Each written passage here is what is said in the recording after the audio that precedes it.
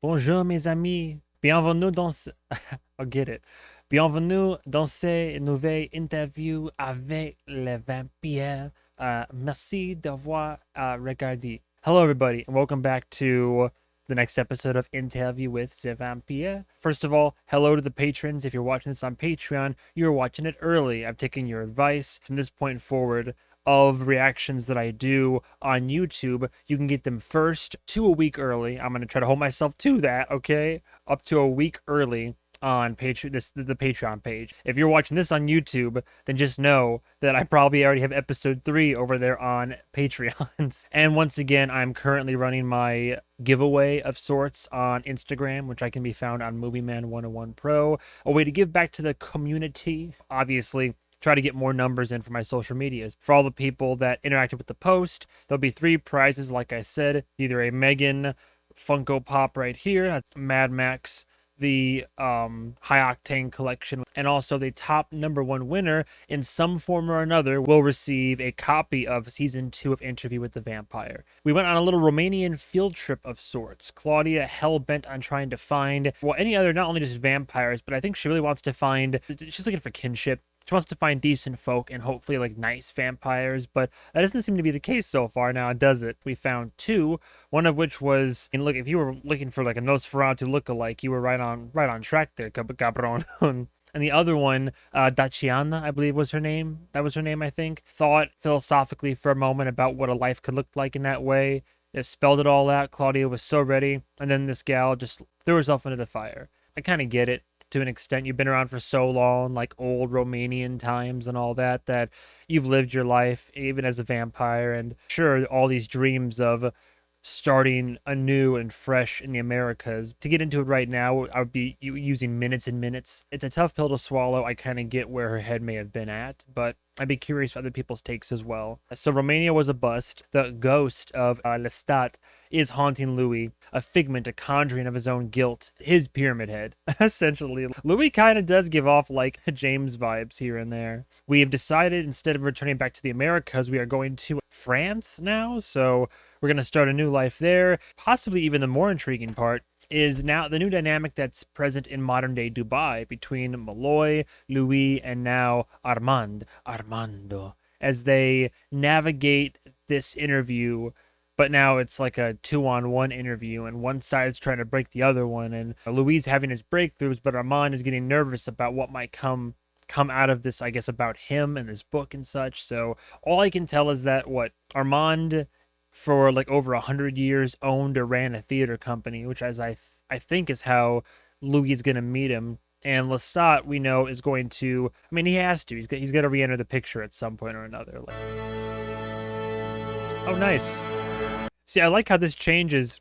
I thought it was just a part 1, part 2 theme, but literally based on where Malloy and crew are in Dubai, which has remained the same on the bottom half, and then wherever the past is on the top half. And it was different in the last one since they were going to Romania and there were the bomber planes in the war, and now we're in Paris, so there's the Eiffel Tower and so on and so forth. I like that a lot. Spooky Paris. And they always go for the teeth. I love it. Episode 9. Do you know what it means to be loved by death? I love these episode titles. There's a couple that have been like a bitch to put in a YouTube description title, but these episode titles are great. Ooh, here we go. Give me that jazz. Give me that copywritten music. Paris. Hard to put it into words now. Mon chéri. For what Paris means to me now is very different from what it meant to me then. May I try? Please. Paris was an awakening for Louis. That's cute, though. Paris was a hunger. Paris was many things in those days.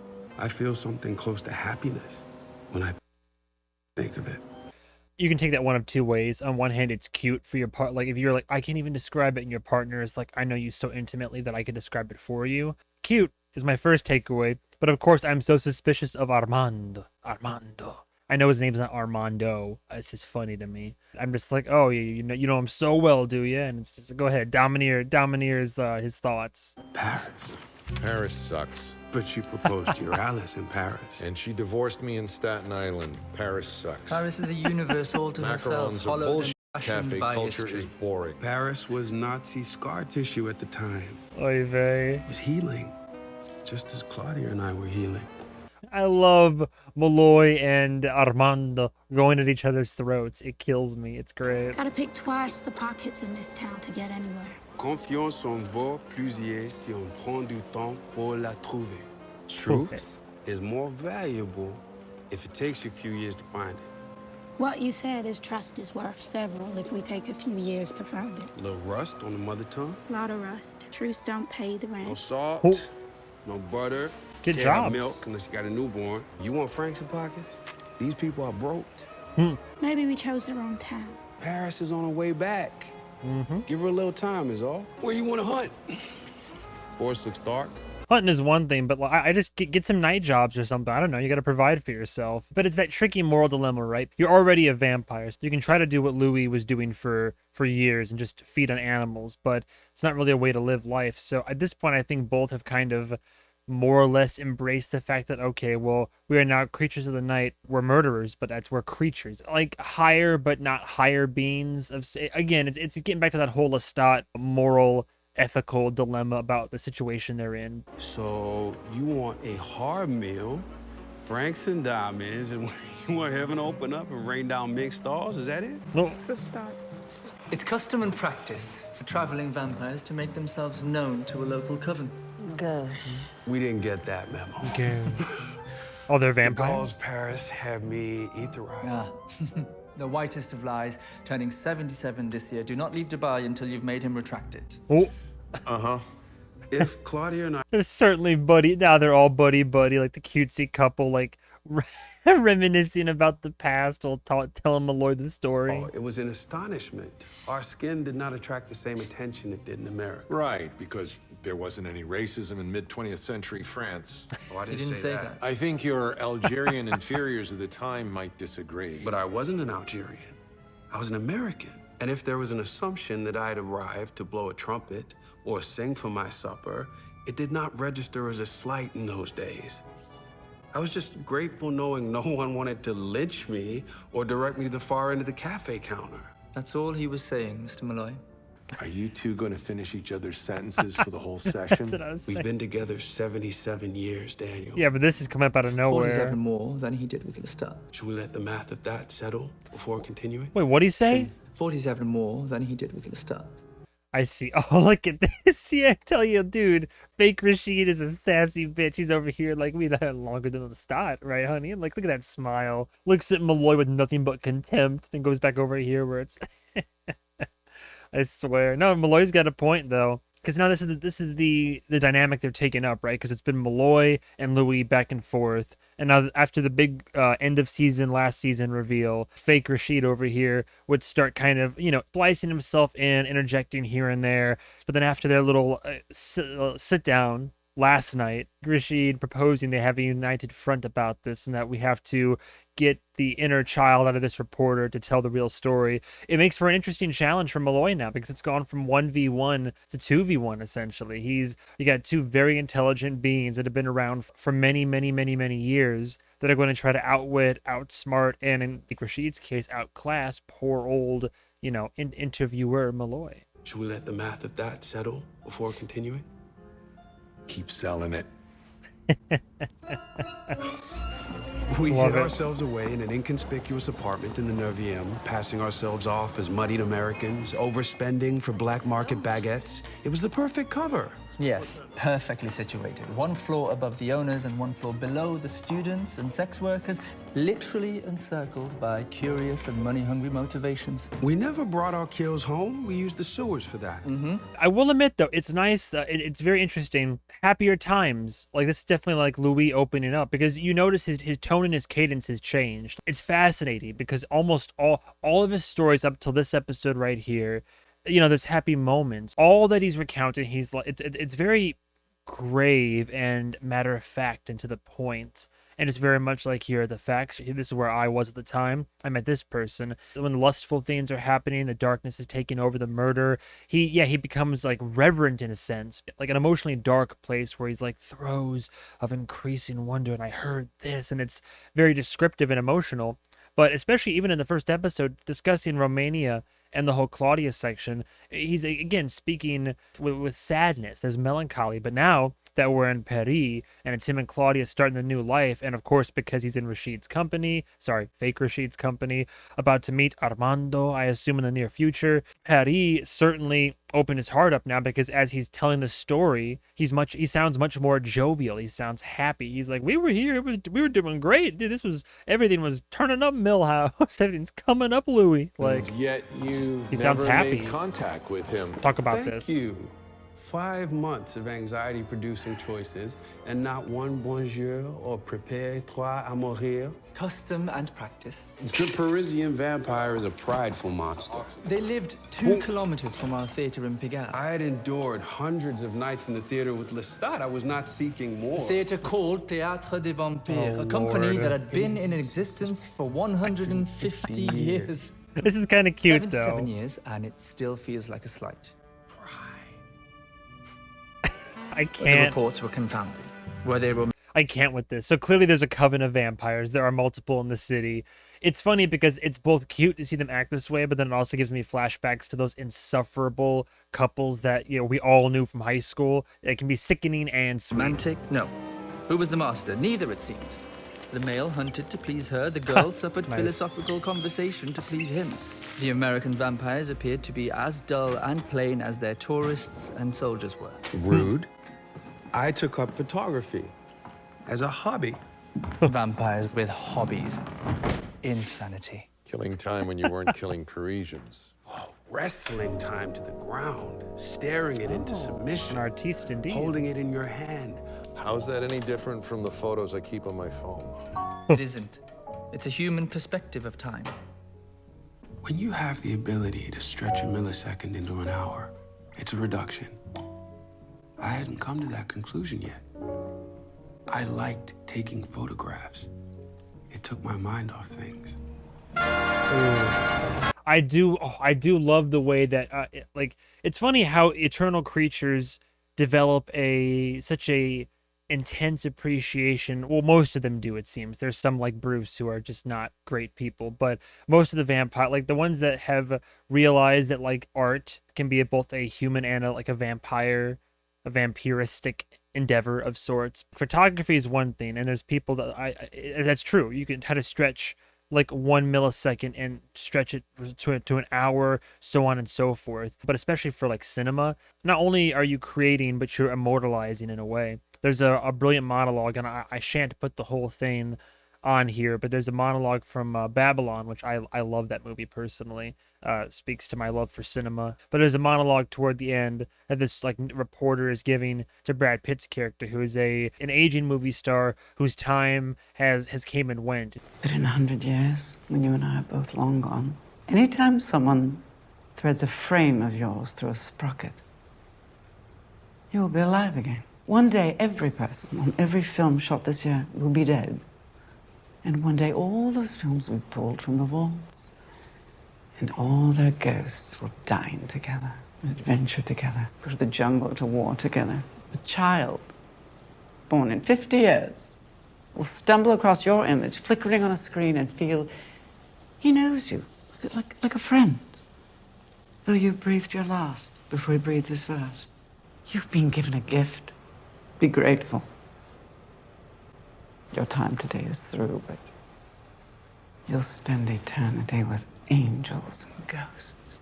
So I feel that way about film as well, just the power that film, but also photography, this artistic creation inherently has, even poetry. You have no idea how often I think of like Ozymandias, or Ozymandias, if you want to say it like that. I think of that piece of poetic prose so often, just poetry in general, but that one always sticks with me. But even what I'm doing here, like these reactions, the content, this journey that I'm going on here, because I'm taking the effort to chronicle this and to edit and make this into an experience that, I could revisit or I can show to you guys and gals. These reactions are forever captured, this, emotional journey. What are you looking for when you take a picture? I don't know. Surprise, baby. Something off. Like a hat that's too small for a head. Someone realizing they forgot to do something and they stop. Okay. And then you can get mindful about it. Ask yourself what brought them here. What brought you here? Is it coming together random? Choreographed? The metro late for him? The rain? Sometimes I want the short answer. Come on. You listen to their thoughts. You Conversation. know what's coming. Calm down. You take the picture. If you knew the answer, why'd you ask? Is it coming together random, choreographed? See, this is where the judgment starts coming in. At first, I had more empathy, or sympathy rather, for Claudia and her plight, but now she's in a position where this sentence is gonna sound weird, but hear me out. Given their circumstances and the fact they're vampires, and in a way have kind of evolved in that human beings, we forget this, human beings are still part of the circle of life. Like, we are part of the food chain, we just have higher thought and opposable thumbs, if you want to get real, like, reductive about it. I've kind of come to grasp with the murder, because being created as vampires now, they kind of have to. Yes, there's a choice ultimately, like that or death or animals. I can be a bit more chill about the murder for the sake of this show, but the theft, the theft is where I'm drawing the line. You have more honest means to provide for yourself, and the fact that instead of trying to do a night job or figure out some other way, she's just resorting to thievery. So now she's like, I'm a vampire, I'm gonna kill, I'm gonna steal, and I'm going to, and even now, like, he's even giving Louis for like having his photography. Let a brother primp a bit. Let me think I'm deeper than I am. Is that how you sell yourself? I'm just trying to get through nice, sis. I shortcut it. You caught me. Take the win. Who are you, Louis? I'm your brother. Who are you outside of me? Yeah, where's he at mentally now? I'm the reticent vampire of the ninth arrondissement. I walk the night capturing disappointment and regret as only the reticent vampire can. Interesting. Why is she giving him so much flack for just trying to preoccupy If there was time? no me, and there was no him, who would you be? Yeah. What do you want? No him. How you No gonna Claudia. get there? No Lestat. Got him. See? She's getting it. She had a point. Yeah. Yes. Paris sucks. Yeah, see yourself in that moment.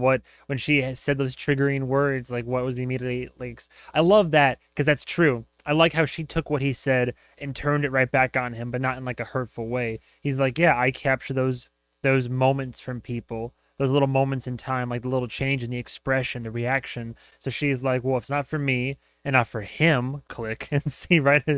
Just the immediate mention. That's not the point she was making. Sure it is. She's miserable, but she doesn't want to with your too delusional left bank dilettante vibe. She wasn't telling me something I didn't know about myself. She was giving me permission to explore a life apart from her. It's Alice, Louis, not Claudia. Excuse me? Oh. I see. Oh, here we Triggered go. a memory. No, it's Claudia. It's her journal. They're so on the nose about it. They're trying to get inside. Yeah, they're looking for that young scrambling reporter and trying to trigger an emotional. But it's like with the way they're doing it, it's much. Louis needs Paris. It's 1985. You and Alice are at a brasserie talking past each other, and she tells you she's pregnant. The fishing rod in the head again? And you say, yeah. Let's talk about it later tonight. I gotta knock out another chapter. One a week. I leave before the bill is paid. I never finish the novel. I think it was the yeah that pissed her off most. Yeah? Yeah. Yeah. Louis needs Paris. Get it right back on track. I don't know what I need. Maybe I like I'm that. in my head. Malloy literally was like, I see what you're trying to do here. Yeah, I remember how it went down. I know exactly what you're talking about. We're not going to dwell on this. I'm not going to get lost emotionally in this. Keep it on the interview on track. Back to you. There you go. But you can see how they're looking for little chinks in the armor there. Like, I see what you're doing. Why can't I tell him this? They're not subtle about I it. suppose I'm afraid my joylessness will take away his happiness, and maybe I don't want his feelings to depend on mine anymore.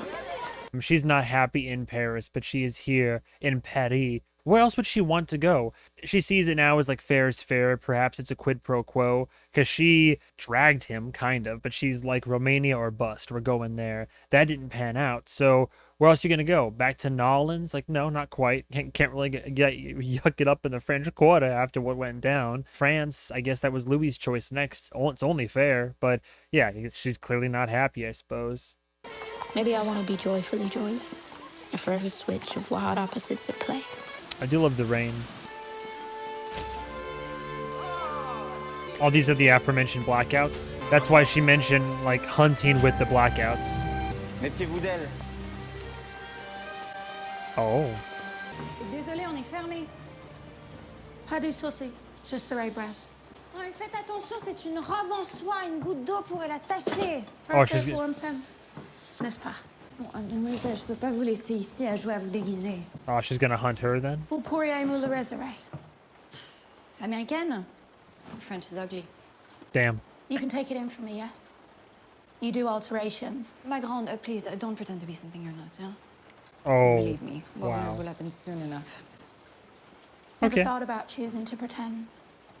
Life hasn't been kind enough to allow me that. Maybe if it had been, I'd be a lonely dressmaker in an empty shop denying my only potential customer. Respect my time. Look who's talking. The dress for my body. And I'll need some gloves. I'm thinking white. Interesting. Real Still, Rashid, just in time for the big meet cute. still give her the business though. Weirdness have you brought us today? Oh The my Paris god. albums, 1946 to 1949. Parkinson's Oh, is you kicking really up should again. wear gloves when handling historical documents, Real Rashid. It reduces dexterity. It's just Rashid. Makes it more likely you'll rip a page in the item being examined. Thank you, Okay. Rashid. I do appreciate, so these pictures can't really fake that kind of stuff, at least not easily with the aging and whatnot. So this will be good because then we'll have photographic evidence to back up parts of the story. I'm so paranoid now. I know one person even told me I was overthinking a lot of this, but like it's hard not to because so much of this story now is everything is called into question. Whether it's people that have been alluding to the selective memory and perspective and the odyssey of recollection, and then literally the fact that we discovered last episode perhaps not all of Claudia's diary and journal entries may be as accurate as we once thought they would be. Again, just multiple perspectives. It's very hard for me to grasp on to something aside from what the show is presenting to me and showing me. Like we're getting really like philosophical about this. Photos are the record of time passing. Yes, Outward evidence. They do not lie, but neither do they tell you a thorough story. that's what I was thinking a little bit. Yeah. Who are the young men? Vampires? Those were our young friends. Our young friends. Humans. Guys. There's some failures. Some are very old now, most are dead. I was And some we simply drained for sport. Well, generally me. At least you're honest. Louis has his ways. But they're pretty much saying the same thing I was saying, which is that it used to be like you couldn't fake a photo, but nowadays you can, and that's the tricky part because this interview does like take place for the sake of the story in modern day, but these all seem aged and such. So I think that it's safe to say these are all like authentic, and that's what they were communicating. You can't really get a full depth of narrative from them or context, but it's hard to disagree with the photograph. You could tell from his walk he was an American. Whoa. I'm an American. What exactly is an American walk? Yeah. 2 wars had made a certain impression on the men of France. There was no way to describe it other than optimistic. There was a park I'd heard about. I would go to this park often. Optimistic walk. There was an armored thing that spring. Someone steady on his feet, but With a history of chasing the wrong kind of love. I'll describe it myself, thank you. He's Yes. not wrong though. But with a history of chasing the wrong kind of love. Well, we're better to explore who you are to find the right kind of love than in a public park. I had lost patience. I was convinced we were being toyed with and I could hold back the Coven only so long. I would confront the Elder and make him aware of the ways rogue vampires were dealt with in Paris. Rogue vampires. He though. looked like a boy masquerading as a gentleman, but I sensed his ancient power right away. He was awkward. His attempt to blend in as some layman, thinking he could fade into the landscape, it was absurd. He was alarmingly handsome in the muted lamplight. I thought he was going to kill me. It's so goddamn hard not to be because even in this moment they're both like thinking back on it. I don't disagree that they're like together and in love and such. God, like why do they have to be so like why in these moments right here? Why do they have to be so like cute and sweet? Get out of town. Who broke the ice? What were the first words of the ancient vampire to the future love of his life? I will. Oh, Please. of course No. they both know. Oh, Please. damn it, that's sweet. Get out of here. I will not harm you. And I never have. I see. In the moment, I believe it, And bring the petite beauty with you. and even if I don't, I want to believe it. She should be happy too. She wanted You are most welcome. other vampires. She wanted to find kin. Why do I feel like the elder is going to be a problem though? Whoever this elder vampire is, it's always the elders. Been a Armand, director artistique. Oh, look at that over here, American Psycho. Look at that. It's beautiful. Let's see Paul Allen's card. New card. What do you think? Let's see fake Rashid's card. Oh my god, I didn't even read it. The theater. Okay, that's so on the nose. What better way to hide than in plain sight? Claudia! I found our brothers and sisters. Alfonso. Well, they found me, found us. Monsieur de Pontelac, I should have done Pondelat. our finest seats. Oh. Enchanté. Gotta hit him with that. Oh. A mixture of slavish devotees and overserved tourists. We had become amusingly passé amongst the theatre community and found a more receptive audience from our Anglican friends, now invading Paris post-war. Oh boy. 5 out of every 7 performances were in the King's English. Some had been there dozens of times, and some couldn't care less what was spoken. They were all the same to us, cattle for our nightly Sabbath. But we were there for vampires, and we felt their numbers Handsome in the charged devil. air. I'll say it again though. I do love it. So on the nose. They got bozos with the fake vampire teeth out front. They call themselves it's like the vampire theater basically, or theater of vampires. Ladies and knights, Santiago. Ladies and gentlemen, mesdames et messieurs, Oh hell! Call Helsing! Call Helsing! Oh no!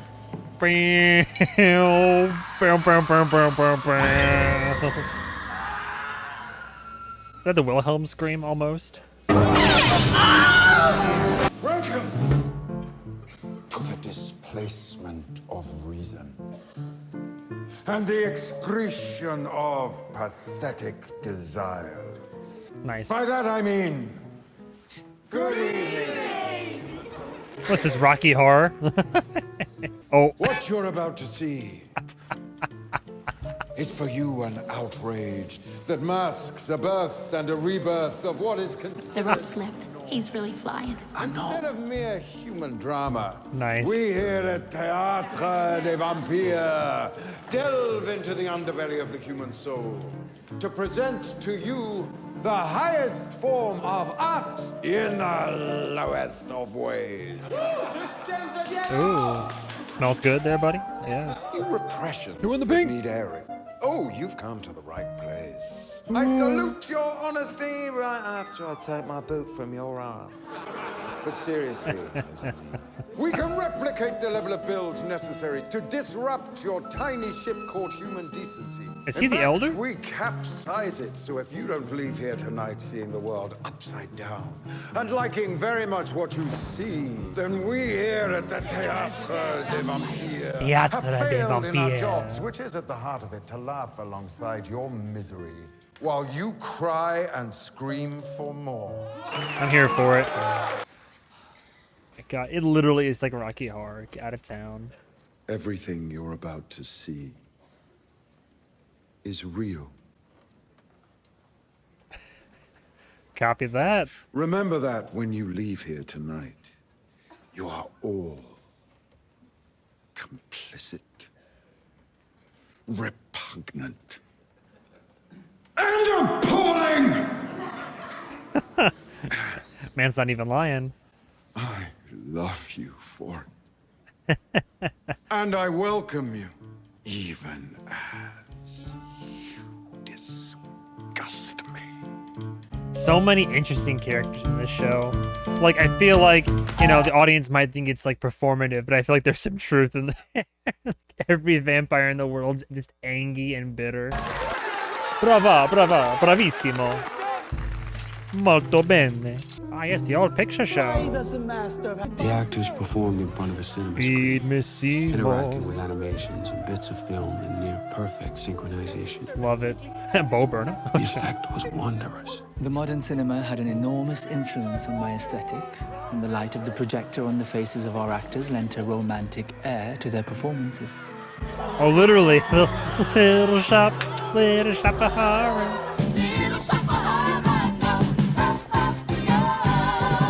I love The it. plays were weird.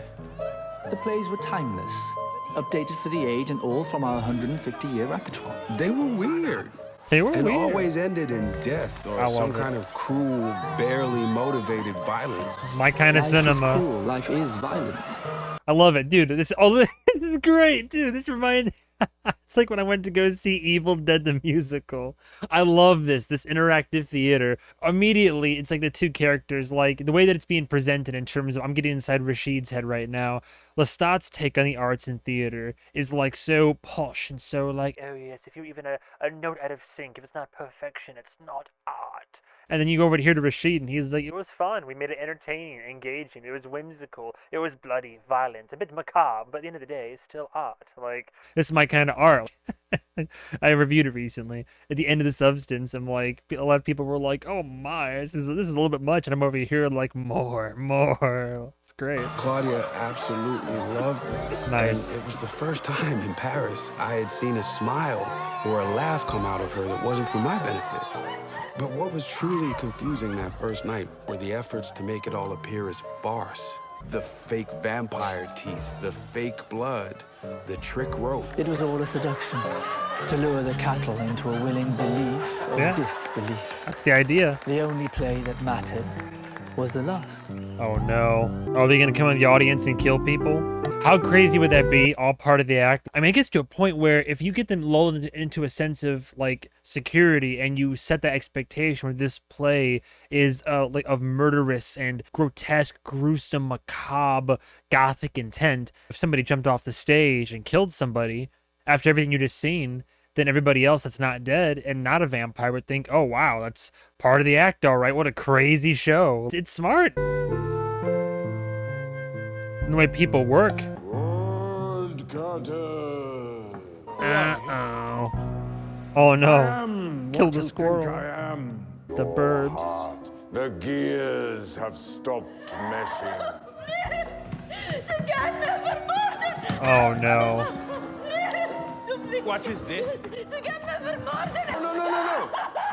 Let her speak, Sam. Let her speak. Ze gaan me vermoorden. De vampiers gaan ons allemaal vermoorden. Literally exactly what I just said. I told you, dude. It's smart. Like, then, because then who's gonna believe? It seems it's so genuine, so raw, so emotional, brilliant. Give her the Oscar. It's like, isn't there a bit one of the Scream movies like that too? Must be an original piece. She's good. Oh no. My name is Annika Roman. Poor I live thing. in Antwerp. I was taken from my hotel room last night. These people are vampires. True vampires. This is real. Oh no. Oh, that's cruel. Oh no. I told you. Ik wil niet doodgaan. My God, how terrifying. Suppose we were to let you go. Suppose the Reaper had a heart that could resist your Belgian beauty. Doubt. Someone would have to take your place. Your husband? Your son? I can't. That's kind of cruel. Somebody in the audience, perhaps. How about him? Sure. Sure, I don't know who that asshole is. Why not? That's good she didn't sell out her family, though. Oh, dear man. Oh, dear man. Whose flesh has run in every direction from his mustache. I want you to remember this. The next time you're in the pew, you turn to your neighbor and say, "Peace be unto you." I would leave. They'll give you up. I would leave. In a wink. True. I would leave town. I doubt he's good, but I like this guy. All these characters are so interesting and intriguing, and like, well, like everybody in this show has such a varied, intense, intriguing personality. Not his time, Annika. Not his time? What? Wait, Anna, what? No?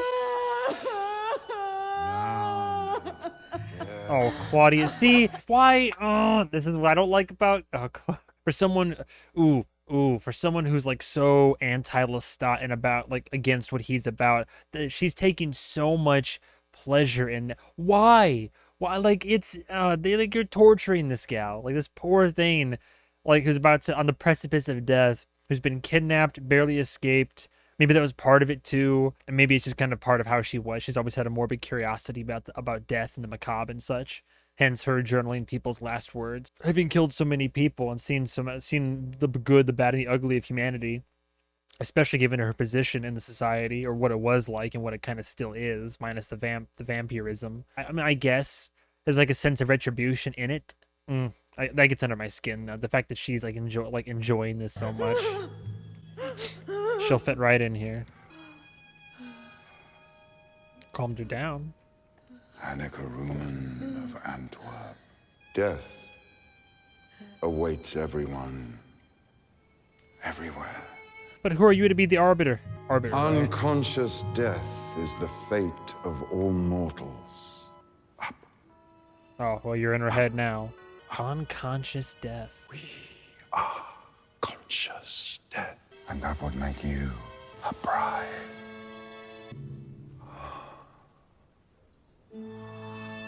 Get out of town. Do you know what it means to be loved by death? She's like, I want to be a star. Maxine Minks in the corner here. No pain.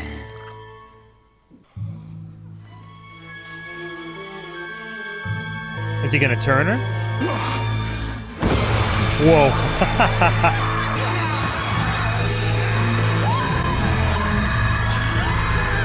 Oh, so much for that. That's messed up, yo.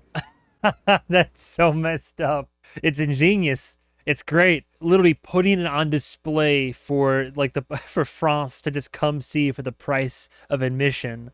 It's smart, because then who would suspect? Like, the circumstances are great. Anne Rice, genius, brilliant. Good job coming up with all of this. Enchant this poor, terrified woman. Nobody's gonna believe it, of course. Takes the first sip and then throws her to the metaphorical, literal wolves, more or less. Brava. Even the soldiers. Yeah. And Louis is disgusted, rightfully so. I'm on Louis' side with this. That's abhorrent. I get it. I get what's going on here, and I get the vampiric necessity for it, right? But like, and the fact that Claudia is this enthralled and excited, it kind of disgusts me. Oh my god. Meat for the grinder.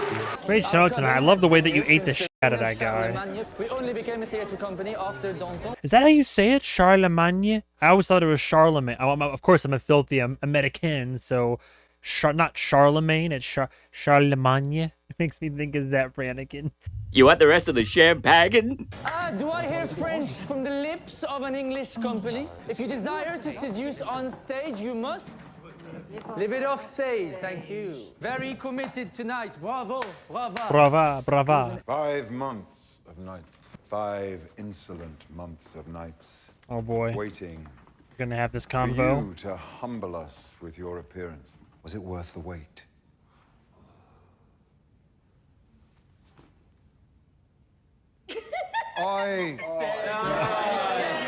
Oh no. The Americans are here! Happy to be here. So is this the whole coven? That's a decent number. The Théâtre des Vampires. Théâtre des Vampires. Aigle, front of house. Romaine, stage management. Props. Lukenbaum, costumes. Starting work. Samuel Barclay, playwright in residence. Sam, come, Sam. Basilique Blanche Merdem, the orchestra. Oh, nice drumming. Drums. Thank you. Tuan and Quan Femme, projections, scenery, swing actor, father and son. Oh. They joined the Coven on an eventful pre-century tour of the colonies. Oh, the son looks... Older than the father, yes. Kwang here refused the dark gift until he could be on stage. My son is rebellious. Mày đừng có bỡn cợt với cuộc sống. English. Father is an asshole. He refused until he could finally get a role on stage. He said, "Your life is spite." Same mood. Lending us our core acting company. Gustave, Celeste, Estelle, and Santiago. You Santiago. were amazing. I was, wasn't I? Love the dress. Do American vampiresses all wear pastels? Claudia's the only American vampirist, so I say that's a yes. And are all American vampires as alluring as you? Oh, easy. Louis was expelled for his beauty. Oh. Such a burden, beauty. Who's your maker? Eglay here does star charts for us all. Oh my Give him the god. gift, phase of the moon, name of the maker. I don't really need Do you a both name. have the same maker? A star. Get out. No, I can't. We're not gonna get into this now. I'm gonna cry. They do star charts based on when they were made of vampire. Well, there's your birth, but then of course there's your real birth. Your second birth as well. Yes. Like. His name was Bruce. Bruce? Is he Scottish? He said he was from Copenhagen. We met him on the road just outside of... Chicago, We traveled a lot. as you do, when the kills pile up. We don't talk about him much. He threw himself into a fire in front of us. And once again, Santiago, it seems you've missed the vein and drawn air instead. I got a question. I wonder why Who's not. that handsome man on the wall up there? I do wonder what the hesitancy for. I mean, there's the obvious, we don't want to give away our truth too much, but like, it's like whenever I play a Telltale game, right? Even if it's going to be hurtful in the moment, I'd rather tell the truth and get yelled at in my face in the present than tell a lie and then be known as a liar, get caught in something later on. Well, I guess the odds are increased about like who in this room might know Lestat. But are they to say that like when they were in New Orleans, like when they were over there in the Americas, like was the only other vampire truly just Bruce? With us in spirit, always. Our co-founder. Oh. The finest actor ever to walk our stage. Oh, let me get. Oh, of course. Lestat, the Leon call. That's why. Should have seen that coming. Did not see that one coming. Big red flag, huh? The biggest. You must understand. Oh, Yikes. I understand. In a community as small as ours, such... Oh, is he about to pull up like a musical Nadia's theme? He's about to pull up some music to play right now, real quick. Of course, Lestat is the co-founder of the theater. Of course he is. Of course. All right, so you know what? I take it back. It's good that Claudia thought on her feet and lied because it's like, who's your maker? Oh, it turns out it's Lestat. Oh, where is he these days? Well, about that. of immortal paths is expected, perhaps more common than you would think. And Juan looked up at the painting and saw that Teresa's dead husband was Roberto. He had eloped with his enemy's widow. It's a telenovela. I mean, come on. I love it. Lestat's painting on the wall. Are you kidding me? Really? Oh, and that means you knew Lestat before he did. Yes, Armand knew Lestat. Wait a minute. And yes, here we he was go. briefly with Lestat. You both fucked Lestat. 100+ years apart. They were not compatible. He tasted like vermouth and annihilation. You shared a boyfriend. He tasted like vermouth and annihilation. I love it, dude. Malloy is my goddamn spirit animal. I swear to God, I was that kid in high school that would have like soundboards queued up on my laptop for the incoming sarcastic replies. I swear to God, my favorite. One of my favorite things I ever did, and you might not find it funny, but I literally at one point when I was a rougher thing back then. I was single, I was spiteful, and whenever I was trying to hang out with my guy friends, right, my own little boyfriends, whenever I was trying to hang out with the fellers, if they couldn't because their gal wanted them or was busy, or if their gal said something like jokingly emasculated them at the table or whatever, just anytime that the woman kind of took the reins on something, right? I had an app on my phone at the time specifically designed that when I took it and I did this, you would hear the sound of Indiana Jones' whip crack, followed by a full reprisal of the theme. For those of you who might be scratching your head wondering why, there's some terminology in America where we say a feller is whipped. So literally, I would just be like, "Oh, I can't, my girl, she doesn't want me. She doesn't want me out late time." Just whoosh, and just let the whole song play and just sit there and be like, "All right, cool, bro. All right, it's good to know." One example of many, if you're trying to get an idea of what kind of person I was as a kid growing up. This is great. Santiago, too, and Celeste and Estelle. Even had an aerobic evening with Tuan and Quang Pham in the back row of a cinema watching Now Voyager.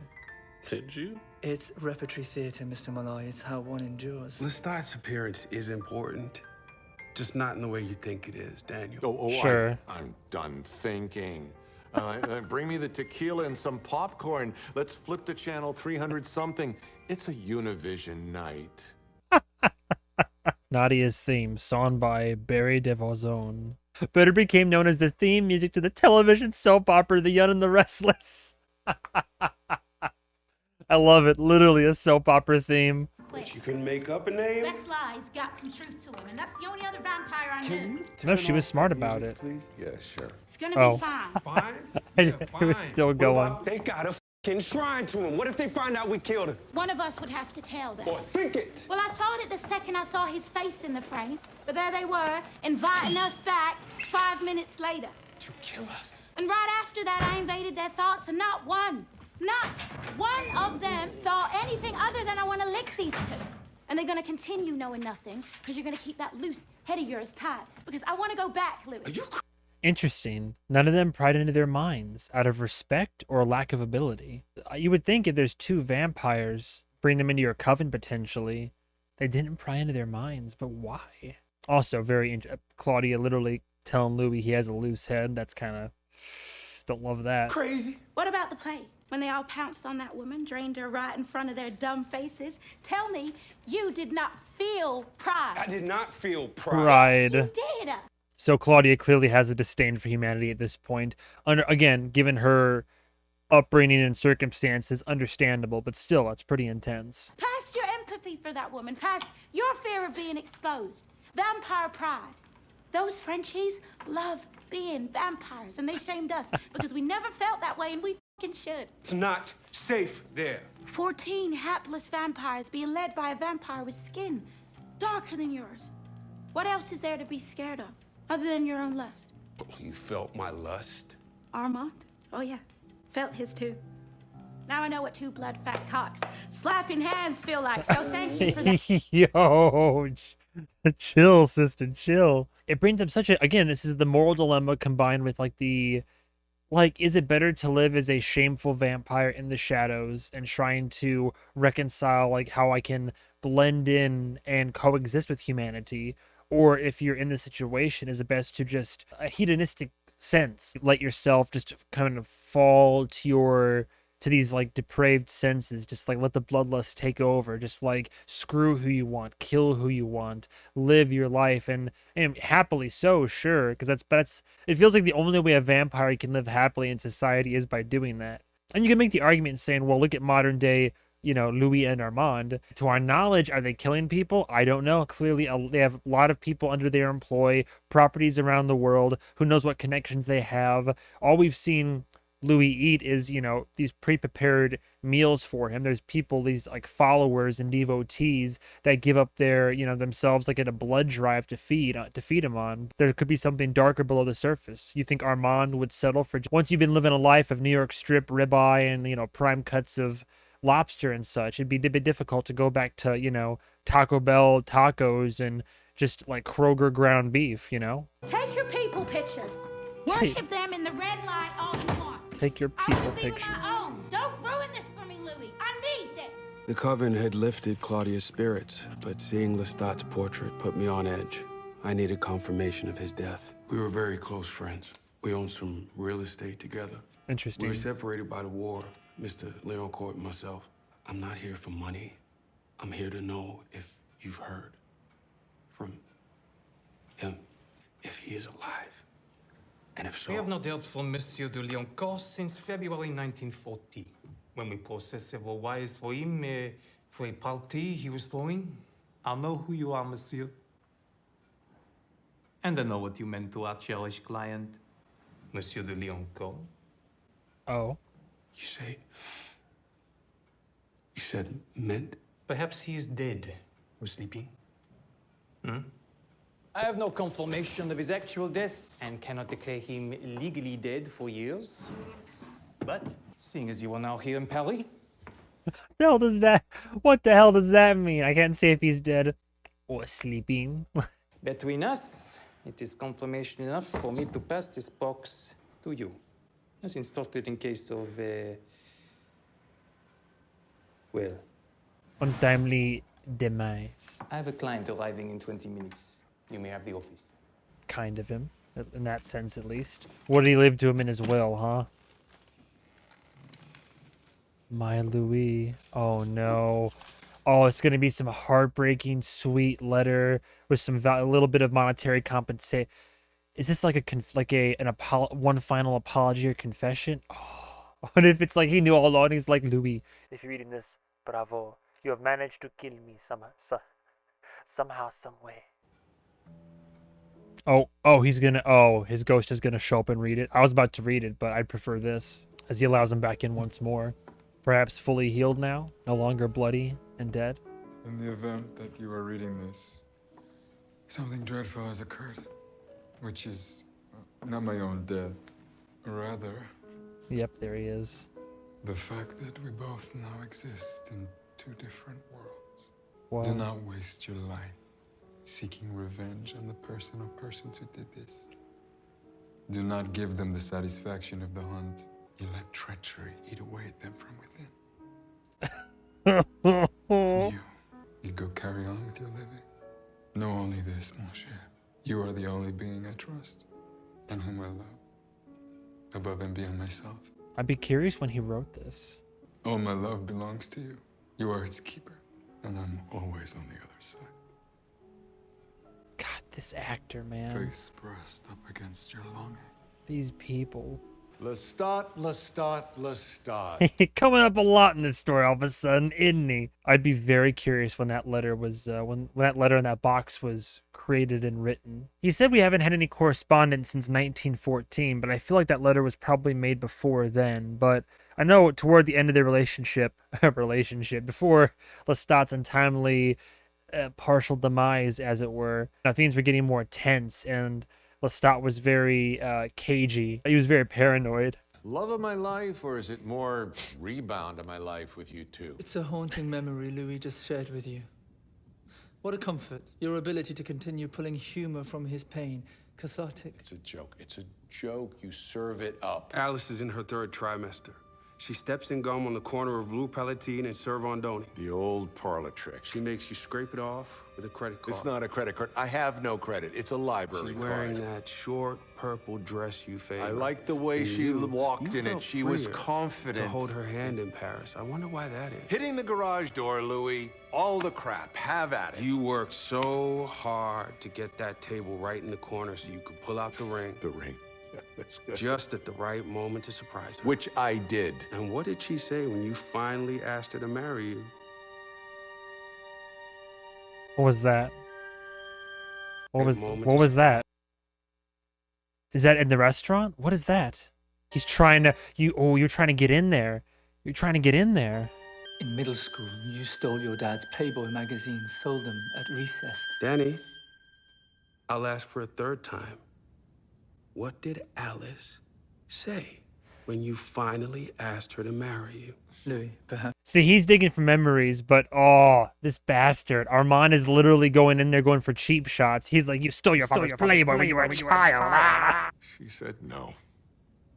Huh? Oh! Doesn't feel too good, does it? She wanted to say yes, but she didn't trust you. You hadn't given her a reason to. Would you like to know what she thinks of you now? If she thinks of you now. We can do that. Or we could simply return to the interview. If you're willing to ask your questions and then listen, which is your job. Ooh, interesting. Interesting. I mean, yeah, there is an argument to be made. Look, Malloy has been, he has his tendencies, right? An old man with all the triggers that come with it. On occasion, he can be an ass. I don't feel like it's unprovoked, though. He is the way that he is because this interview has been predicated on a foundation of half-truths, like biased recollection, misplaced memory, and now there's the interference of fake Rashid and like all these different factors. So of course he's temperamental, and the way the story's going, like it seems so melodramatic and incredulous, and like, oh, what are the odds that now Lestat, of course, small world, now he's coming up and it's Lestat this, Lestat that. Like I think him pointing out those moments and facts, that's fine, but I do kind of agree and see where Louis is coming from. Louis and Armand, in a way. Like, if you're gonna do this professional interview, it's one thing to like try to be, as somebody referred to Malloy as once, a gonzo journalist in a way, and try to like poke and prod and get reactions and get someone's guard down, dissect them, and try to get the truth out of them that way. Sure, but is it like professional per se? He did share an intimate thing, a moment, a very emotional moment for him personally, regardless if it's being built up to be that way or not. And in that moment, like, Malloy did like make a joke, crack wise, poke fun, and he's been doing that for a while now. It's more and more on the sarcastic side of things. Like, he's not really giving these moments the time to sink in. But I like how Armand immediately dug in with the Playboy bit. That was a little bit crazy. That's intense. That was a little bit less on the nose. Well, I mean, it's very clear what they're trying to do. But, I mean, they're cutting through a little bit. You can see it kind of shook him up a little bit. The Parkinson's flared up, and you can see it in his eyes, getting a bit more emotional. Your question. But in a way, to be fair, it is giving him a taste of his own medicine. This is also his job. It's tricky. I think both sides have some justifications to this moment. What happened next? They invited us for a hunt. Claudia Louis was like, attended a month of performances. Let's and move the Coven forward. felt she had proven herself sincere. I nodded off one night while Santiago was hamming it up. Apparently, that made me persona non grata with the leading man. Oh my god. Bro literally fell asleep during his performance. Louis, you can at least pretend. Jesus. We played follow the leader. A slithering creature with multiple heads, rounding roundabouts with ravenous intent. When you share a victim, as they did every night on stage, it's merely a taste. It's wild. The roving vampire Barker gains of Petty. When you travel as a pack, you take on a collective hunger. The longer the ride, the more intense the craving. A collective hunger.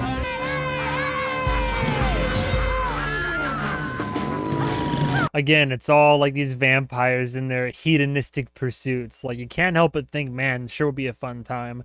And who am I to judge, right? The murder aside, like, I've always waxed on about the golden age of Hollywood, like how I would love to live a life in like the 1910s or even the Roaring 20s. Like, even if I wound up shot dead in a gutter somewhere, to live that life. Again, to reference Babylon, as I did earlier, that type of thing, where you just like the music, the people, the parties, creation of the arts, los drogas, like, it would just be a hell of a time. But in this case, yeah, vampires and feeding is a little bit different. Like, the estate of the family de la Croix.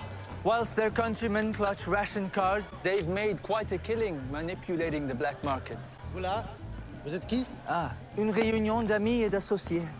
Oui, mais vous avez pas la permission, non? Santiago? we'll see about that. Il ne nous faut pas d'autorisation. Jesus. Elle est à nous, la propriété. Give us the layout, would you, love? 14 rooms. Dude literally plugged into him like a USB drive, and it's like, give us the layout real quick, love. Enjoy Jeez. yourselves. I hit before the play. I'm gonna... All right, enjoy the bloodbath. Oh boy. She likes this way too much. But again, I get understand it. you supplement your diet. Life of a vampire. I feast human every other night. It's my Every way. other night. You're not gonna win. Man's like an on again, off again human vegan. I am now where I most want to be. Oh my god. You carry yourself well. Merci. I like how you withhold. I don't know about that. Cautious, maybe. It's alluring.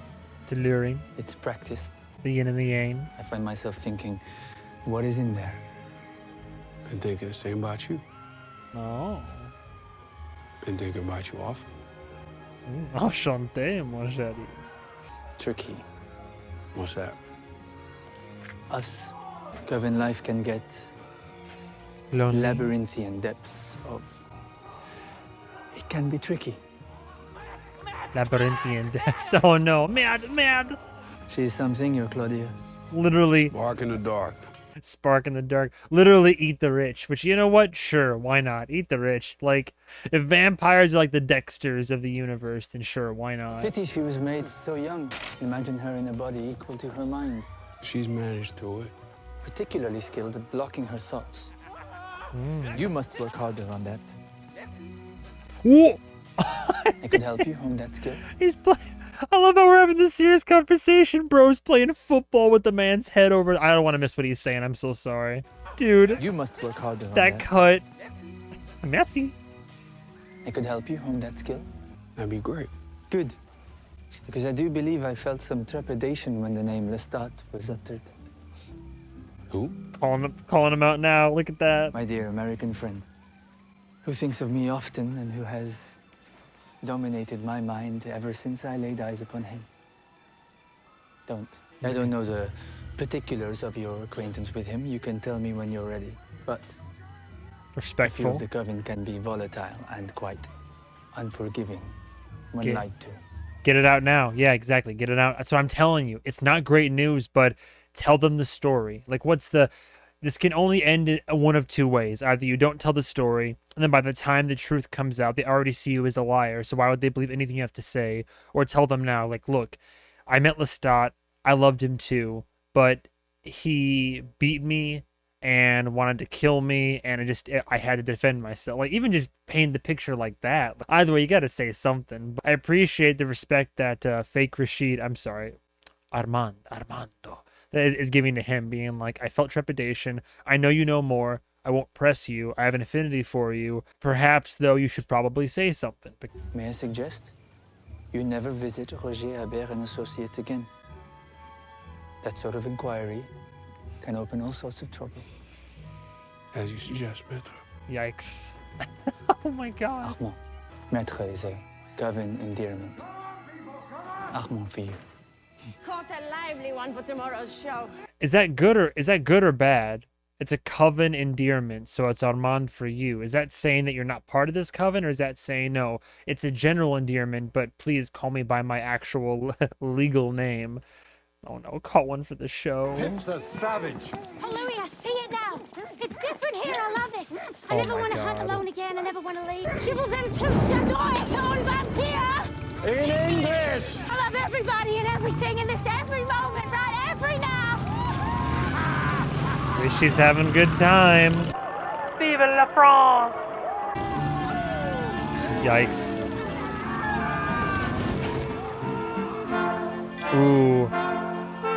I like the shots like this. That's great. The fake laughter in the moment trying to save face, and then as it immediately comes back to him, their raging fire like exploding and coming up behind him. Like, I've said it once, I'll say it again, but especially getting to watch it in 4K like this. This is a beautifully shot show with brilliant direction, excellent, stunning cinematography, and many, many moments. And just it's easy to be enraptured by this show. I can go on and on. Oh my god. Well, that was the very end. Of course it was. Since season 2 inside the episodes are a hell of a lot better than season 1's are. I will say, no shade against the guy who's like, yes, up next, the vile hunger for your hammering heart. Like, nothing against him sipping, as I said, sipping lemonade on the Candyland Ranch. I like getting a little bit of everybody. We're getting actors, executive producers, directors. Hopefully we'll get maybe like, editors. Or... Do you know what it means to be loved by death? Is something that Santiago says to his victims on stage as he basically lulls them into their death. So all of a sudden we're in Paris, and we're in exciting post-war Paris. There's a certain intellectual fervor that is taking over this particular city. Paris is everything that Claudia's been waiting for. Is it though? I love getting old baguettes and like. I thought her character was hesitant, like didn't want to be here. She wasn't having a good time. Or maybe I was misreading it. Maybe it's that she did want to go to Paris, but like Louis wasn't living the type of lifestyle in Paris that she wanted to live. Louis wearing this little scarf is what Louis imagines French people wear. I don't think Louis is really playing at stereotypes of an American tourist. I think he is that. He's living it. He is the stereotype of an American tourist. It's great. There's some giddiness there, and there's some humor that they haven't had. Certainly not since they killed Lestat. And then they get to meet these vampires, and this is really the thing that Claudia has been desperately seeking. And in Armand, we have someone that is really intriguing to Louis. So both of them are over the moon. Yeah. You learn when they go to the theater and they meet the Coven. Claudia is someone that needs community. Louis is someone that needs to know that community is there, but to be away from it a lot. That's a mood though. Like, you know, you have your friends and social get-togethers and whatnot. It's all well and good. Human beings are innately creatures that, whether you admit to it or not, we need connection and all that. But I do admit, I do like my, not loneliness, but literally isolation. Like sometimes I like the time to myself where I'm doing this. For example, granted, we're doing this together, right? I'm talking to you guy or gal, right? And I love you, random citizen. As much as I love watching movies with my friends in the theater and the cinema, I also like to be able to do what I'm doing now, which is to sit down and fully on my own immerse myself in this world, in this show, play a game, watch movies, just do things on my own. Like I do get that. What sold Prague to us as a shooting location for Paris was not the physical Prague, which is one of the most beautiful cities in the world and can recreate Paris in many, many ways. It was this huge factory we walked into looking for the Vampire Theater. Nice. And almost immediately, I just saw the sparkle on Mara Lepere-Schloop's eyes and our production designers, and we said, okay, we're home. This is where we need to be. Wonderful. It's just spectacular. That was a key factor that brought us to Prague, was landing this location and understanding how vital that was going to be to season 2.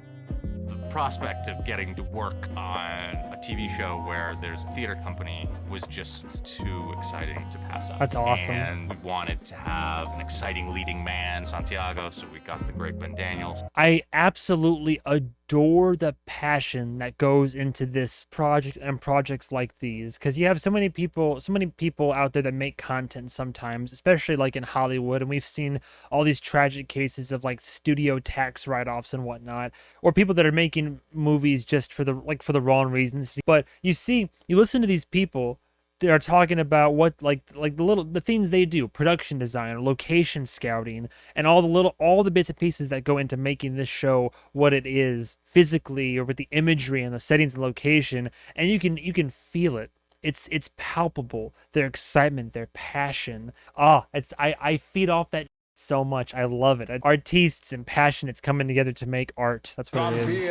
To bring this wonderful story, a brilliantly written series of books to life like this. Santiago and the whole Coven, it's like a breath of fresh air. It's like this new mischievous energy that comes into the show. This is what she's been waiting for. And she envisions a family with these Coven members, just living her best life, eating people. Santiago is certainly the most theatrical of everybody in the Vampire Theater. He thinks he's Laurence Olivier. He's real. But he is mesmerizing and he is captivating. Yes. And appalling! And the audience loves him. I was mesmerized, Claudia captivated. immediately falls in love with what he represents and wants to be a part of it. I'd like to point out also, just a little aside, that the woman who plays Annika, the first victim we see, is actually our director's assistant. Oh. We found out that she is an actress, a very good actress, and primarily an actress. Look at that. I love that. Sinead, who played the woman, she was very, very good at being terrified. Mm-hmm. It was very upsetting to see because it was like all of her in her entirety. But for Claudia, I think Claudia fully was like, where are the stairs to the stage? Like, get me on there right now. It was just so funny to be working alongside the set next to somebody who all of a sudden is on stage being devoured by Santiago and later the rest of the Coven. and it's That's great. brutal and beautiful and so theatrical and so brilliant. That's really cool. I like that. There's like 14 vampires now in the show, and I was like, wow, this is intense. This is like a new thing. And they all had relationships already, and they've been rehearsing, they've been like shooting these plays. It was really helpful for me personally to walk into this whole world of vampires that was like unfamiliar and different as well to what And the we coffins established are in in the season dressing 1, rooms. but also just like a very funny, very lovely group of people. See, I love this too because the second season of a show, this is an example of how to do it correctly, right? Because it's the same thing I get on my soapbox about how a good sequel should be, or a good like remake, reboot, sequel, a continuation, is that you keep on with what made the show so good. You respect your roots, and you don't disregard that and start anew. You build upon that, and that's exactly what this has been doing. In the first season, we go back from the interviews in Dubai to the blossoming romance in New Orleans and how that all develops from there. Season 2, right? Multiple locations. First Romania, now we're in Vive la France, and still in Dubai, but you have more locations, you growing and building out your characters that you've already established more, introducing new ones, adding more depth to the world, more knowledge, you're building up and upon. It's exactly what you should do. It's brilliant. It's great. I love it. But now Malloy is Concerning. finally getting his footing when it comes to how to deal with the fact that there are now 2 vampires instead of 1. What was fun was realizing that we'd spent all of season 1 with Rashid lingering in the background. You're lingering, Rashid. It was fun for me to see like little things that Assad was doing in season 1 as Rashid, where you can see him under it. I am very eager because I'm gonna show my girlfriend this show like 100%, because this is right up her alley. She also loves like this, for one, like the whole vampire stuff. Like I'm pretty sure like real talk, this probably gets her going in some regards or another. She loves the dark gothic. She loves, I mean, if you look at her art, like all of it's yeah, I love she's gonna love working this. with Assad. And I'm gonna love watching this show again with added context after finishing season 2, and see how I feel, what I may or may not pick up on. And once I do a retrospection video, you can bet your sweet candy ass we'll be discussing that. He's so intense, and it's wonderful to play against. It's really fun. It's not Malloy's fault that he's here. He was brought here by Louis. But now that he is here and he's prying, Armand has to preserve their relationship and their history together. Armand has to preserve their relationship, but he's trying to do his job as an interviewer. Yeah, this is going to keep on clashing throughout the entire season. Battle of wits. Boy, oh We have this boy. phenomenal scene in front of this. We always called it the murder mansion. It's described exactly how we see it. They arrive, and then Louis and Armand have this wonderful flirtation. It was a Enjoy very yourselves. well-directed, executed scene. That might have been one of the best days of my life. It was, it was, honestly, it was just adults playing. What I really liked about Levin's direction in this is that when we got in the mansion, it was like, you're vampires. Go have fun, be vampires.